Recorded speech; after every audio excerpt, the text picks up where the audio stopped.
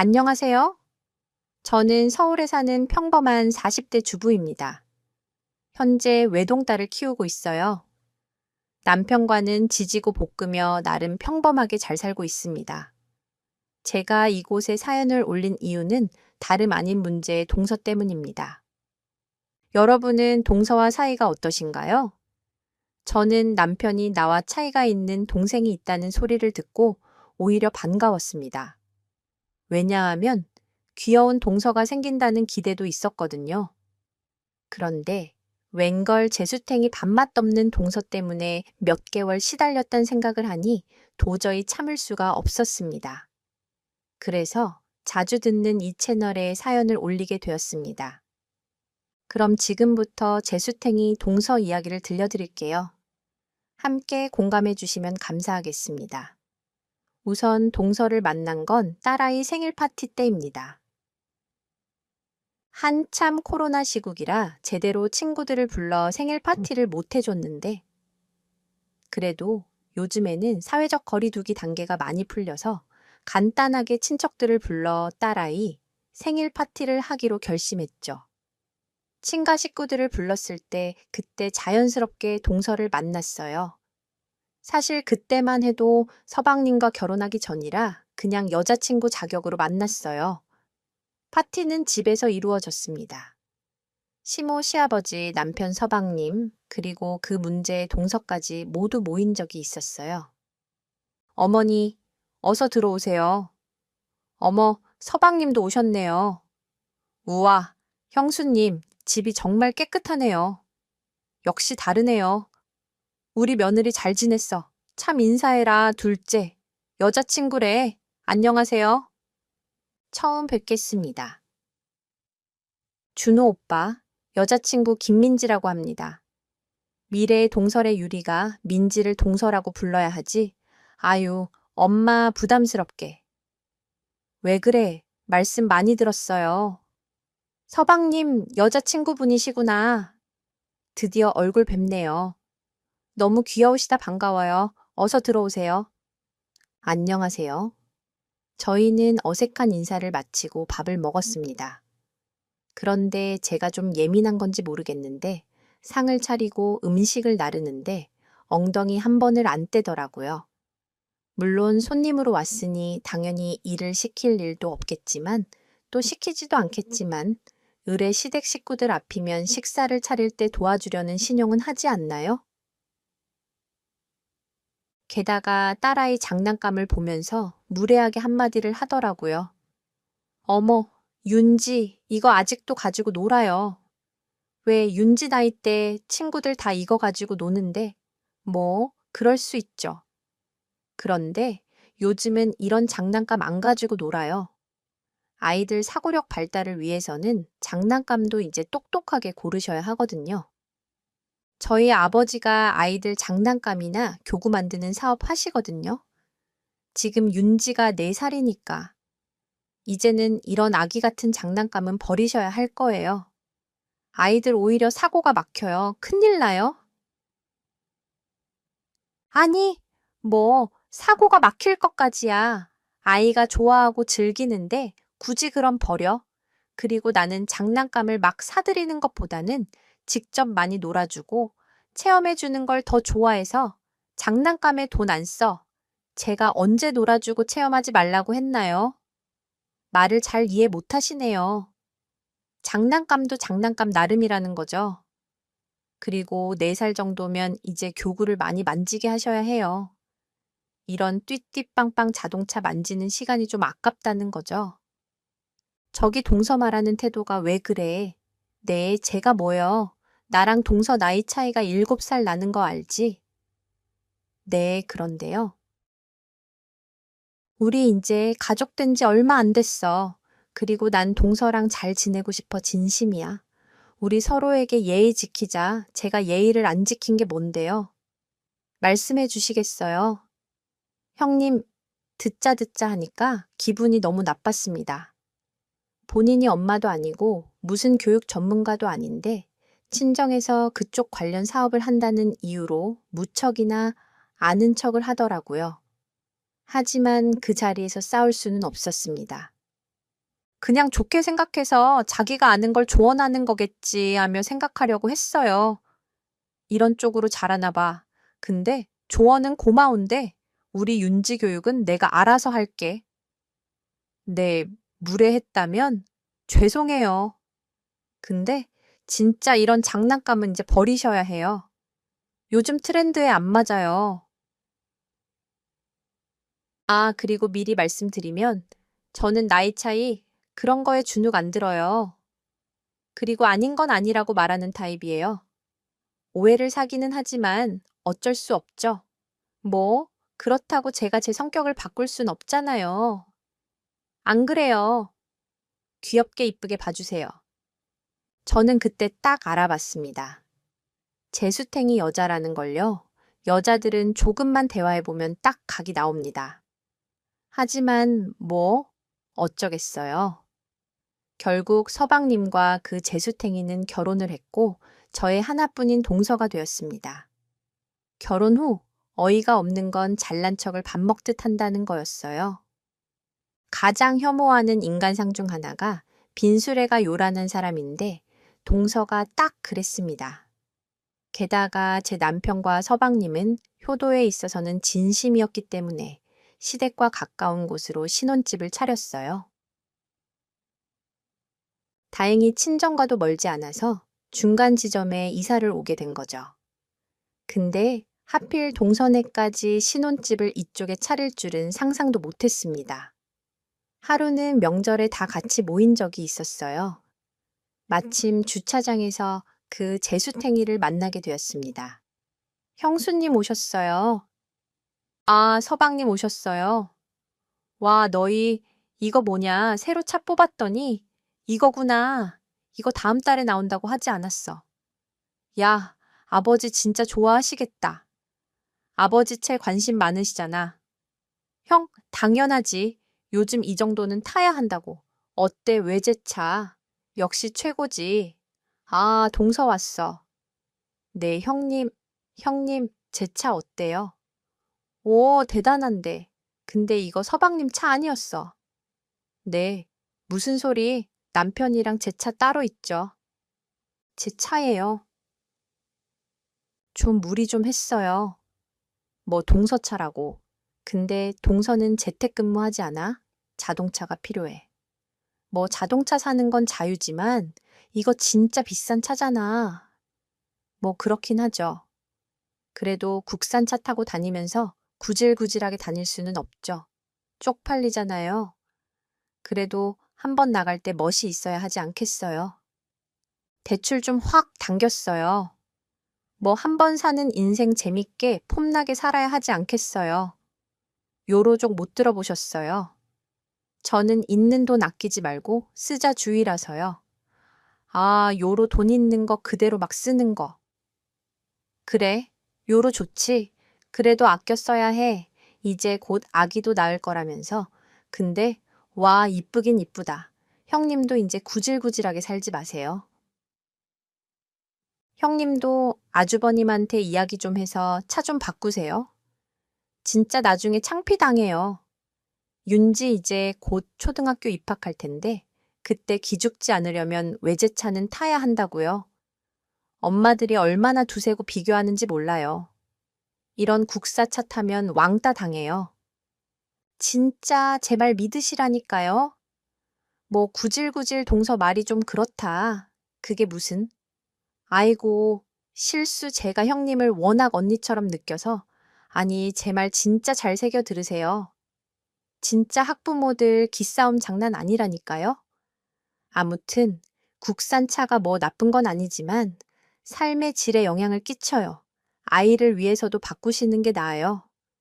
그리고 사실 형님 이제 40대신데 아직도 이 정도 레벨을 차 타면 안 되죠. 안 그래요? 대출해봤자 월이 많이 안 나가요. 솔직히 자동차는 투자하는 게 맞아요. 형님, 아무튼 이참에 차 바꿔 그 나이에 국산차 타고 다니는 형님이 불쌍하네요. 저기 동서 뭐라고. 내가 지난번부터 이야기하고 싶었는데 내가 알아서 할게. 그리고 자동차로 계급 나누고 기싸움하는 그런 인간들과는 나는 상종 안 해. 동서는 자동차로 사람을 평가하나 본데 난 그렇게 사람 안 봐. 앞으로 동서도 그런 습관은 버려야 해. 이건 진짜 어른으로서 이야기하는 거야. 그러다 크게 실수해. 그리고 말이 가끔 짧은 것 같아. 알고 있어. 나랑 7살 차이야. 내가 나이 많다고 유세 떠는 게 아니라 어른들 보기에도 이건 아니지. 좀 주의해 줬으면 좋겠어. 아무튼 자동차를 사든 말든 내가 알아서 할게. 어머, 형님, 너무 서운하게 말씀하셔. 그리고 형님이 언니 같아서 그렇죠. 뭐 제가 언제 말을 짧게 했어요. 형님, 가끔 보면 좀 소심할 때가 있어. 그러면 친구 다 떨어져 나가요. 히히, 재밌게 좀 편안하게 사세요. 그리고 무엇보다 제가 다 경험이 있어서 그래요. 형님이 윤지 낳고서 너무 집에서 육아만 하셨나 보다. 요즘 세상은 그렇지 않아요. 제가 형님이랑 우리 윤지 다 도움되라고 말씀드리는 거예요. 그리고 형님 제가 나중에 구두 하나 사드릴게요. 여자한테 구두는 진짜 중요해요. 지난번부터 보니까 계속 운동화 신으시던데 오늘도 또 그 운동화 신으셨네. 아무튼 어서 들어가죠. 죄수탱이 동서는 말을 싸가지 없이 하는데 재주가 있었습니다. 사실 사회에서 만났으면 상종 안 하면 그만인데 가족이다. 보니 이런 행사가 있는 날에는 꼭 얼굴을 봐야 했어요. 그게 참 스트레스였습니다. 저는 결국 그날 저녁 남편에게 동서 이야기를 솔직하게 했어요.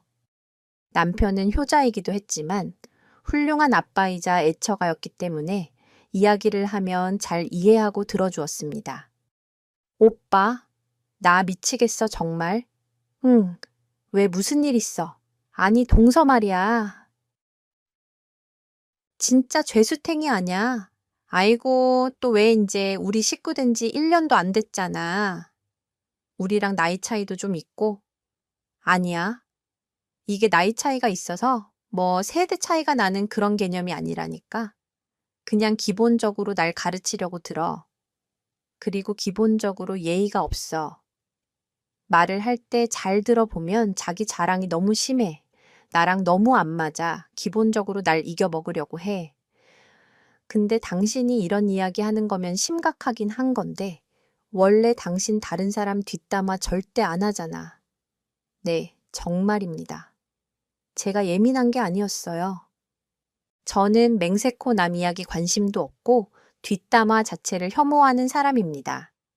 그래서 남편도 제가 동서 때문에 힘들어하는 모습을 보고만 있을 수는 없었나 봅니다. 결국 남편은 진지하게 서방님에게 이야기를 했어요. 남편에게 나중에 들어보니 서방님을 엄청 혼냈다고 하더라고요. 그동안의 일들을 다 이야기하면서 진지하게 말했다고 했습니다. 오빠 서방님이 뭐래 미안하다고 하지. 그리고 원래 철없이 구는 타입이 아니라고 하던데. 말 들어보니까 형수님이 언니 같아서 편해서 그런 거라고 이해해달라고 하던데. 언니 편해서 글쎄 편한 사이일수록 좀 더 예의 차려야 하는 거 아닌가? 반말 찍찍하는 것도 이야기했어. 여보가 말했던 부분들 지켜줬으면 하는 부분들 다 전달했어. 그래, 정말 고마워. 당신 탓이 아닌 걸 알면서도 내가 요즘 시댁에 가면 예민해졌다. 미안해. 아냐, 당신이 그럴 수 있지. 그리고 다시 한번 반말하거나 재수없게 그러면 나한테 말해. 응, 정말 고마워. 여보 남편 덕분에 저는 이겨낼 수 있었습니다. 정말이지. 남편마저도 제 편을 안 들었다면 저는 정말 외로웠을 거예요. 그리고 얼마 전 어버이날이라 오랜만에 시댁 어른들과 또 한 번 뭉치는 일이 있었습니다. 서방님에게 확실하게 말한 뒤 동서를 처음 보는 거라 꽤 기대 반, 긴장 반, 설레는 마음으로 자리에 나갔죠. 동서가 조금이라도 달라졌기는 바라는 마음에 이상하게 긴장이 되더라고요. 저희는 오랜만에 함께 외식을 했습니다. 그리고 재수탱이 동서가 조금이라도 달라졌기를 바라는 마음에 또 약간의 눈치를 보면서 인사를 먼저 건넸어요. 동서 왔어. 네, 개수탱이 동서는 여전히 말이 짧았고 리액션이 더 없어졌더라고요. 뭔가 단단히 삐지거나 마음에 담아두는 게 있는 모양이었습니다. 아무래도 서방님이 이야기를 전달하긴 한 것 같더라고요. 하지만 제 잘못이 아니었기에 저는 입 딱 닫고 아무렇지 않게 대할 뿐이었죠. 그리고 어색한 식사가 끝나고 시댁 어른들께 준비한 선물을 드렸습니다. 저는 남편과 상의해서 여름 반팔 티셔츠를 그 자리에서 선물해 드렸어요. 어머니 아버지 나이 드실수록 밝은 색 입으셔야 한다고 해서요. 이번 여름에 시원하게 입으세요. 어머, 고맙다 빨간색이네. 안 그래도 빨간색 반팔티 하나 가지고 싶었어. 흑흑 고맙다. 오, 그러셨어요. 다행이네요. 저 어머님, 저희는 뭘 드릴까 고민하다가 현금이 가장 최고잖아요. 요즘 부모님들에게 어버이날 가장 받고 싶은 선물이 뭐냐고 여쭤보니까 현금이 나왔대요. 옷이나 화장품 이런 것들은 금방 쓰고 낡아지고 또 취향 타니까요. 형님이 요즘 부모님들이 원하는 걸 모르시네. 그래서 참을 고를 때는 센스가 중요한 것 같아요. 암튼 오빠랑 고민하다가 현금으로 한 거니까 기쁜 마음으로 받아주세요. 어머, 고맙다. 뭘 이렇게 준비했니? 재수탱이 동서는 정말이지 뇌가 빈 건지 일부러 그러는 건지 이제는 분간이 안 가더라고요. 제가 옷 선물을 하자마자 곧바로 현금 선물을 드리더니 보란 듯이 제 앞에서 제 선물을 깎아내리듯이 이야기했습니다. 기분이 너무 나쁘더라고요. 그런데 시부모님 앞이라 티를 낼 수 없었습니다. 그저 한숨을 크게 쉴 뿐이었죠. 그렇게 찜찜하고 더러운 식사 자리는 처음이었습니다. 집에 가는 길 남편이 술을 조금 마시는 바람에 결국 저희는 재수탱이 동서네와 함께 차를 타고 집에 가게 되었습니다. 그런데 남편은 제 눈치를 보면서 결국 집에 가는 차 안에서 동서에게 한마디를 하더라고요. 저기 재수 씨, 제가 이런 말씀 안 드리려고 했는데요. 도대체 왜 그러시는 거예요? 네, 무슨 일 있으세요? 아까 부모님 앞에서요. 물론 저희 부모님께 어버이날이라고 선물 챙겨주시고 신경 써주신 건 감사해요. 그런데 저희가 준비한 선물을 굳이 그렇게 말할 필요가 있었나요? 센스고 뭐고 취향을 타니 많이 저희 들으라고 말한 건가요? 무슨 말이세요? 저는 농담으로 재수 씨 농담도 상황 봐 가면서 하시라고요. 제가 뭐요? 그리고 틀린 말 했나요? 센스가 없으신 건 맞죠? 아니 솔직히 어머님이 풍채가 있으신데 빨간색 그것도 목 반팔티가 웬 말인가요? 집에 가서 그거 입으시면 안 맞으실걸요? 그래도 교환권이 있어서 다행이네요. 저는 그냥 솔직한 성격일 뿐이에요. 졸지에 제가 무슨 큰 죄를 지은 것처럼 말하세요. 여보, 그만해. 형한테 왜 그래? 뭐가 아니 그렇잖아. 그리고 솔직히 오늘 식사 비용 왜 저희도 같이 내야 하나요? 원래 이런 건 장남이라는 거 아닌가요? 뭐라고요? 재수 씨, 지금 말 다 하셨어요. 저는 남편이 그렇게 화내는 모습을 처음 봤습니다. 남편이 제 편을 들어주고 싶어서 동서에게 한마디 했던 게 큰 싸움으로 번질 것 같았어요. 저는 중간에서 이러지도 저러지도 못했습니다. 물론 재수탱이 동서뺨을 한 대 갈기고 싶었지만 남편을 봐서 꾹 참았습니다. 남편이 저보다 크게 화가 났기 때문이죠. 결국 집에 오는 내내 차 안은 얼음장 같은 분위기가 되었습니다. 여보 괜찮아? 아, 여보 오늘 보니까 알겠다. 재수씨, 진짜 막무가내네. 여보 고마워. 나 때문에 동서한테 이야기한 거 알아 아냐? 내가 화가 나서 못 참고 이야기한 거야. 아까 식사 자리에서도 당신한테 은근히 반말하더라.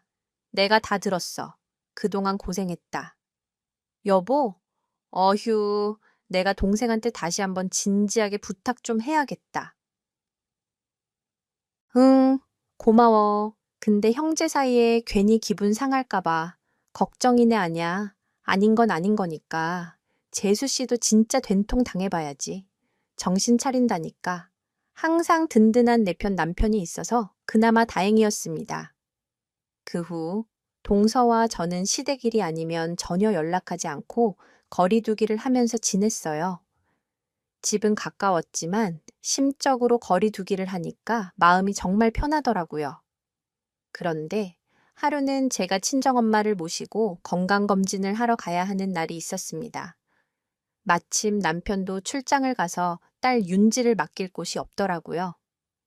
시댁에 맡기려고 했지만 한창 찡찡대고 우는 4살 아이를 맡기는 게 쉽지 않았습니다. 그때 마침 동서가 생각이 났어요. 하지만 굳이 딸 윤지를 동서에게 맡기느니 이웃집에 맡기는 게 낫다는 생각이 들었습니다. 그런데 정말 신기하게도 고민을 하던 그때 건강검진 전날 저녁 동서에게 뜬금없이 전화가 왔어요. 여보세요? 여보세요?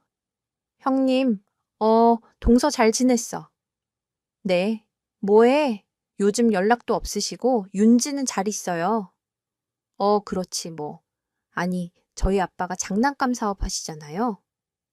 예전에 집에 가보니까 윤재 장난감이 너무 좀 별로라서요.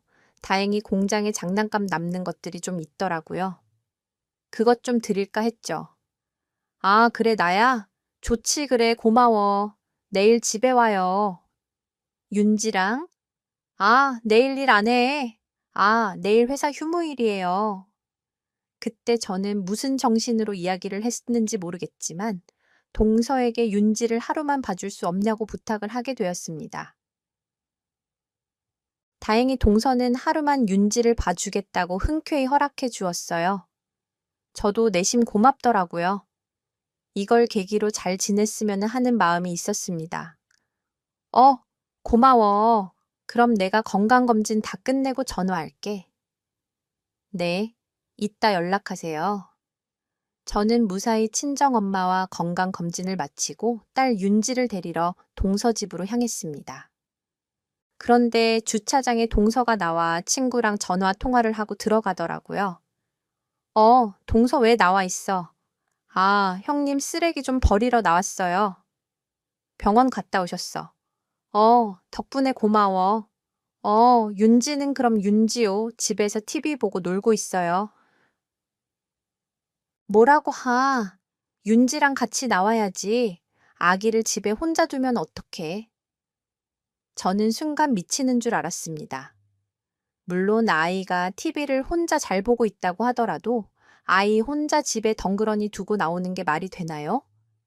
그리고 제 딸 윤지는 호기심이 많아서 특히 혼자 있을 때 이것저것 만지는 아이라서 더 불안하더라고요.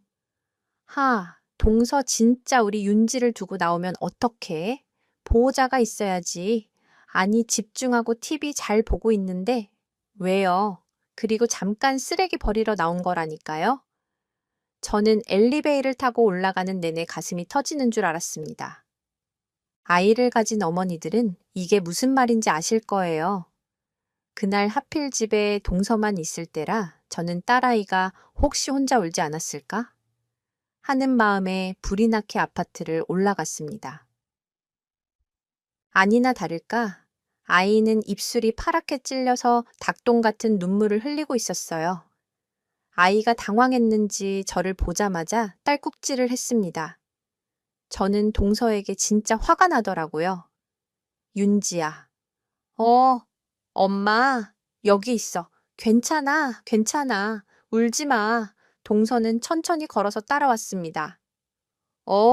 형님, 왜 그렇게 유난히셔 괜찮아요. 윤지 TV 잘 보고 있다가 괜히 엄마 만나니까 울고. 그러네, 쓰레기 버리고 얼른 올라가려고 했어요. 동서, 이건 진짜 아냐? 이건 진짜 잘못하는 거야.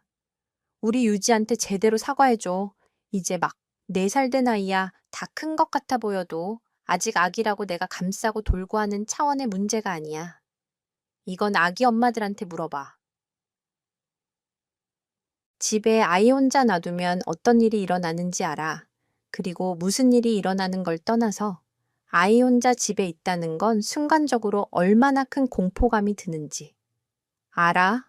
물론 우리 윤지, 오늘 대신 돌봐준 건 정말 고마워. 나도 알지. 육아가 얼마나 힘든지. 근데 쓰레기 버리는 문제 때문이라면 나한테 말하지 그랬어. 내가 집에 가고 있다고 연락했잖아. 다 떠나서 이건 동서가 잘못한 게 맞아. 형님 진짜 웃긴다.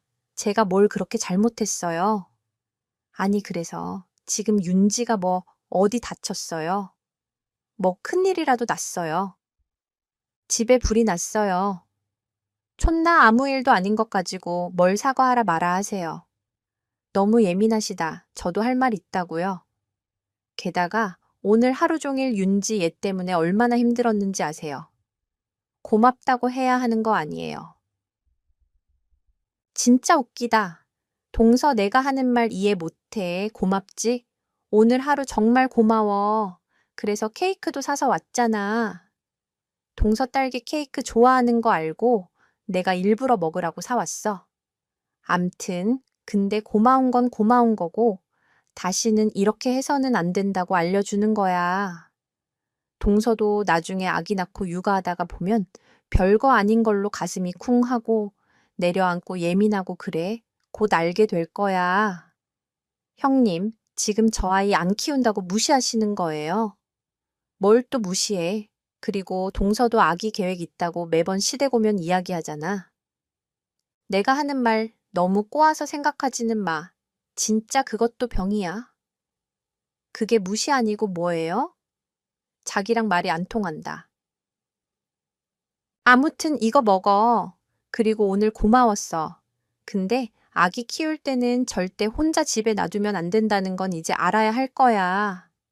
진짜 오늘 일 다시 한번 생각해봐. 동서가 100번 잘못한 거야. 아무튼 갈게.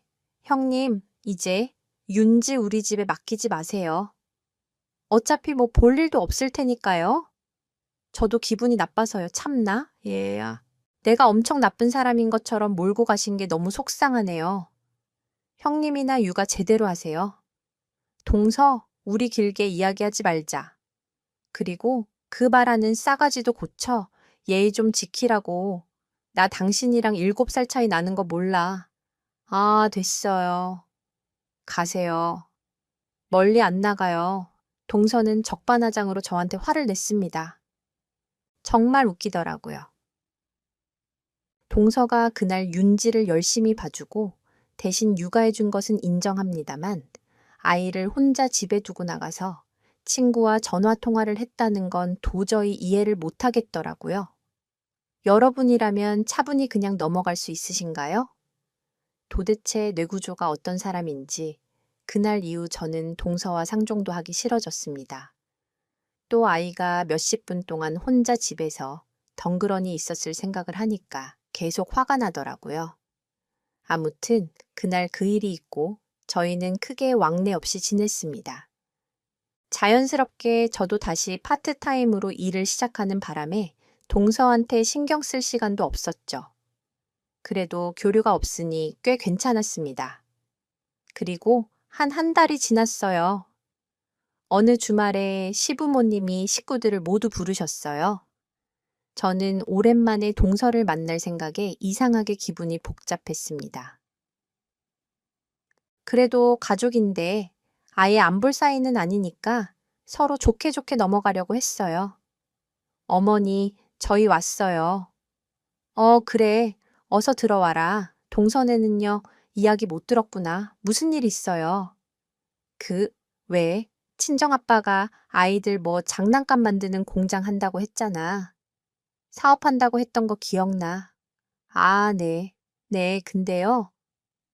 거기가 부도가 났다네. 난리도 아니라고 하네. 에휴. 아무튼, 그래서 둘째네는 오늘 못 올 거야. 네, 네. 동서한테 전화라도 해봐야겠네요. 갑자기 동서가 조금 측은해지더라고요.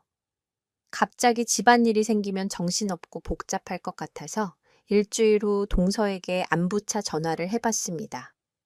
여보세요. 동서야 무슨 일이세요? 잘 지내. 그럼 잘 지내죠? 그나저나 그 얘기하려고 전화하셨어요. 동서는 참 말을 해도 됐고, 암튼 어머니한테 들었어. 친정일은 잘 마무리한 거야. 뭐가요? 어머니한테 뭘 들었는데요? 동서는 예나 다름없이 싸가지가 없었습니다.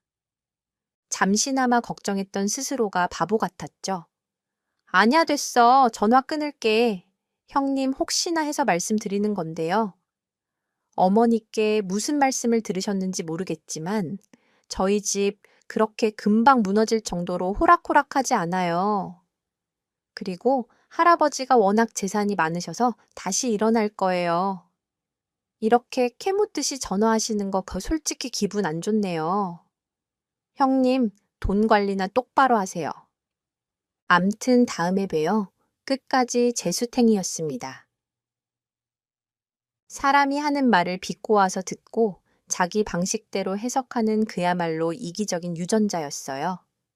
정말 하나부터 끝까지 맞는 게 하나도 없었습니다.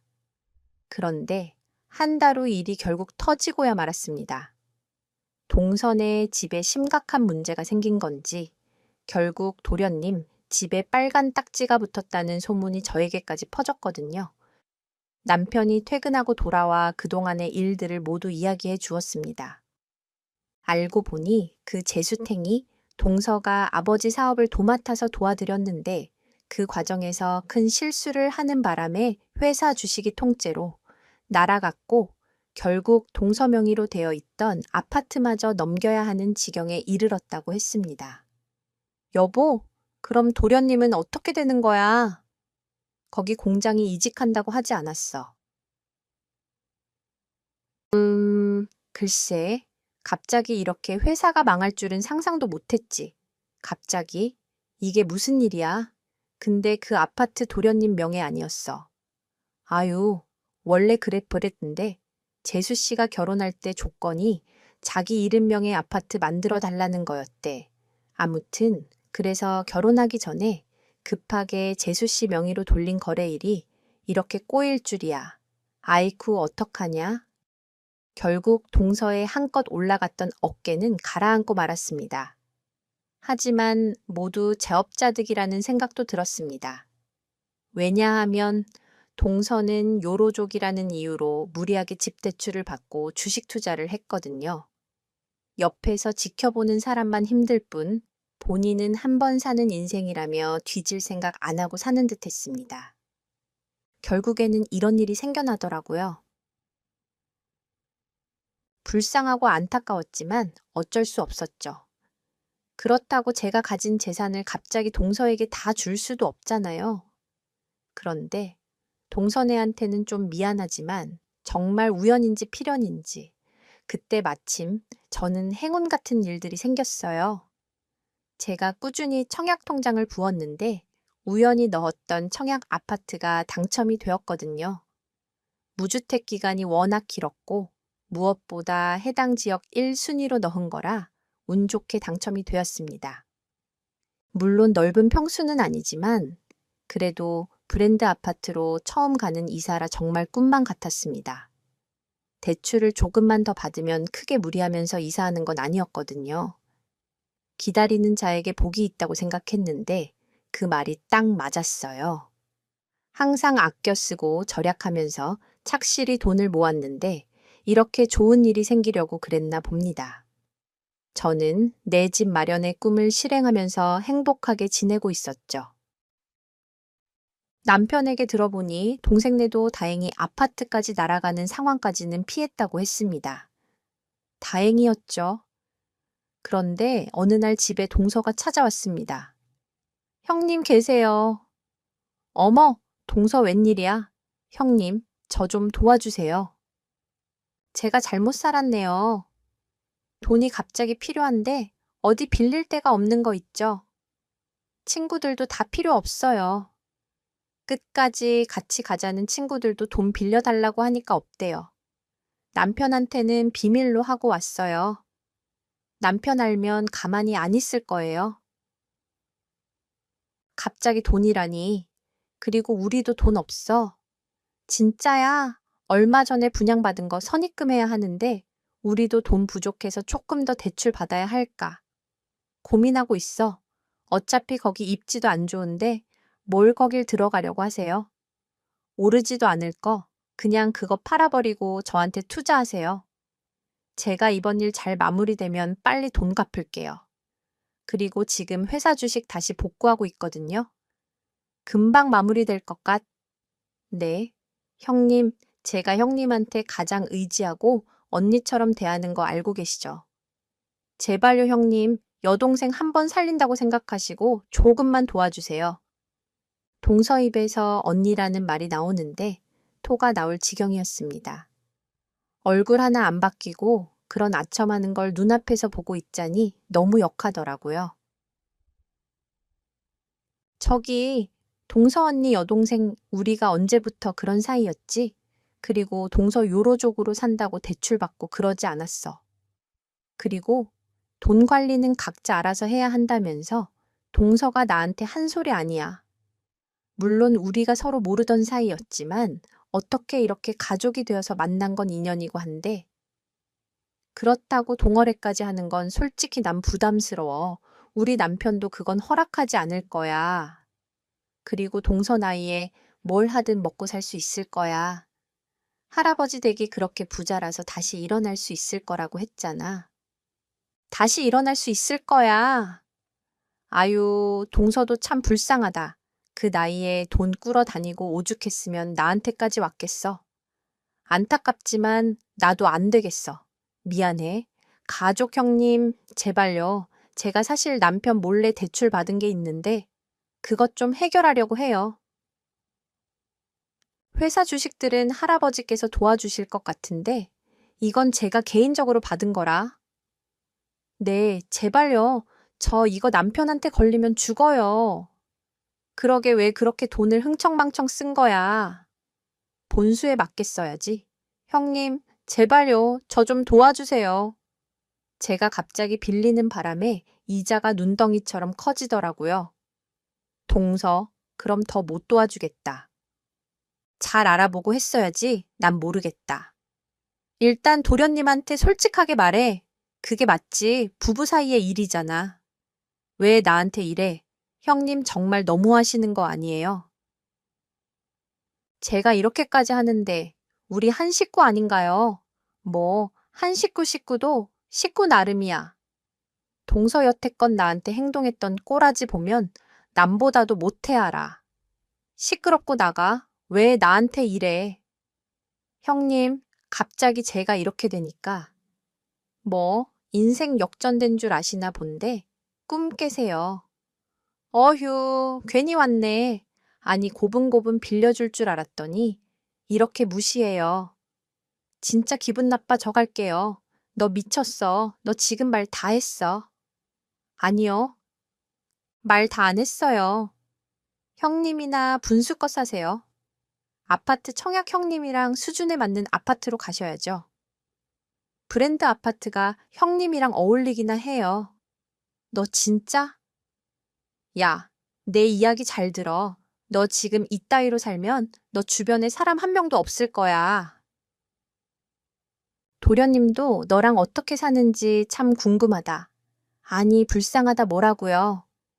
그리고 동서는 갑자기 제 머리카락을 잡고 흔들기 시작했습니다. 말 그대로 막장이었죠. 갑자기 자기 치부를 건드렸다고 생각했는지 눈깔이 미친 사람처럼 돌아서는 저를 괴롭히더라고요.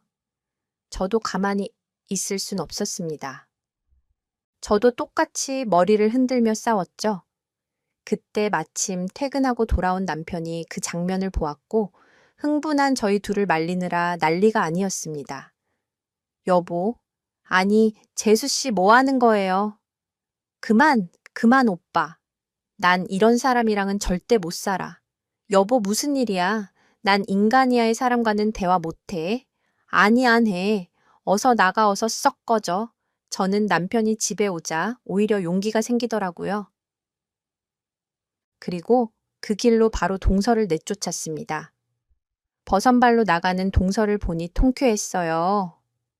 형님, 형님, 문 좀 열어요. 네, 네. 시끄러워. 너 내 얼굴 볼 생각하지 마. 결국 저는 동서를 밖으로 내쫓았고, 여태에 있었던 일들은 남편에게 모두 털어놓았죠. 남편은 저를 꽉 안아주면서 수고했다고 위로해 주었습니다. 남편은 누가 뭐래도 제 편이었거든요. 오빠 정말 미안해. 그리고 고마워. 나도 동서랑 잘 지내고 싶은데, 그게 잘 안 돼. 그리고 대화가 아예 안 통해. 그래, 그럴 수 있어. 충분히 이해해. 힘들었겠다. 여보, 어머니 아버지한테는 내가 잘 둘러댈게. 좀 거리두기 해야겠다. 명절이나 이럴 때는 어쩔 수 없이 보겠지만 평소엔 우리 좀 떨어져서 지내자. 지금도 잘하고 있어. 응, 고마워. 그게 나한테도 좋겠어. 나 너무 힘들어.